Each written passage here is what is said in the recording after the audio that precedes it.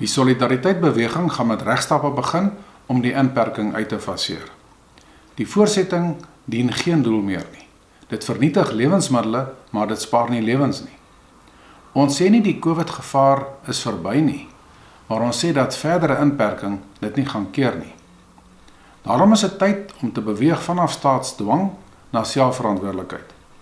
Die inperking koop nie meer tyd vir hospitale om gereed te maak nie. Dit kan nie meer 'n skerp piek keer nie, omdat ons reeds die kruin bereik het.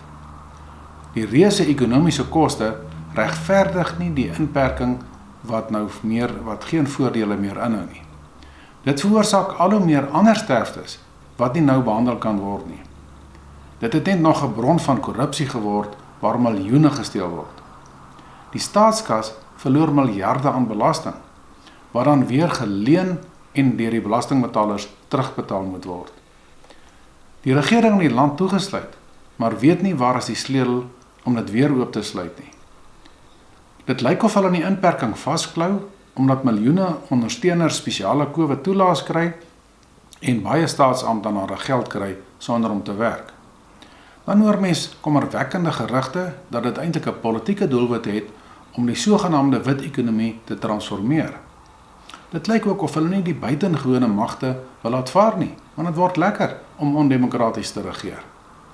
Daar is niks so permanent soos tydelike noodmagte nie. Daarom is die standpunt van die solidariteitsbeweging: beskerm die kwesbares, handhaaf gesondheidsreëls, maar sluit die land oop. Dit is hoekom ons volgende week regstappe gaan begin neem.